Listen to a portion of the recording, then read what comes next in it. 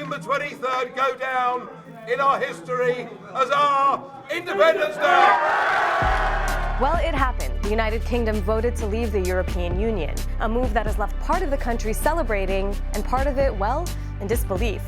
But as fears begin to set in about the UK's future, we gotta ask, who won after Brexit? Let's start with who didn't really win. The UK on the political front, for starters, is currently in total chaos. Prime Minister David Cameron immediately announced his resignation after the results came out. The British people have made a very clear decision to take a different path. And as such, I think the country requires fresh leadership to take it in this direction.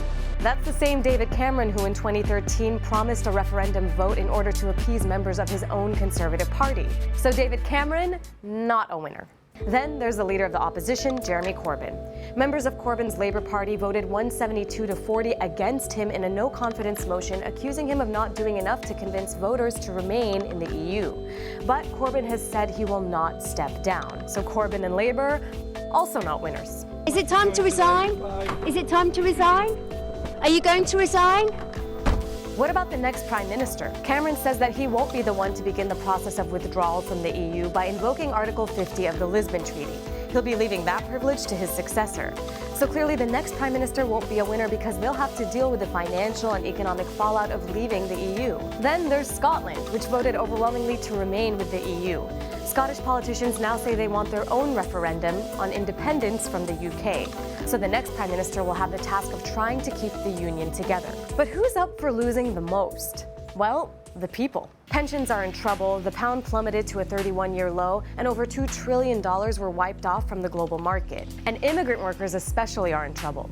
Much of the Leave campaign's rhetoric focused on stoking fear of immigrants. Reports say dozens of racist incidents have occurred in the days since the referendum. But it goes beyond that. Being an EU citizen means that you have the right to live, work, and reside in any EU member country.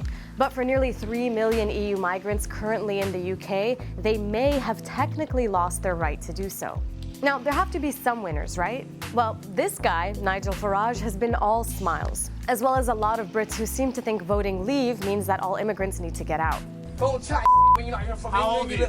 How old are you? How old are you? What? Were you 18? 19? No. So sure, many Brits think they've taken back their country, but how good is that when the country is barely holding on?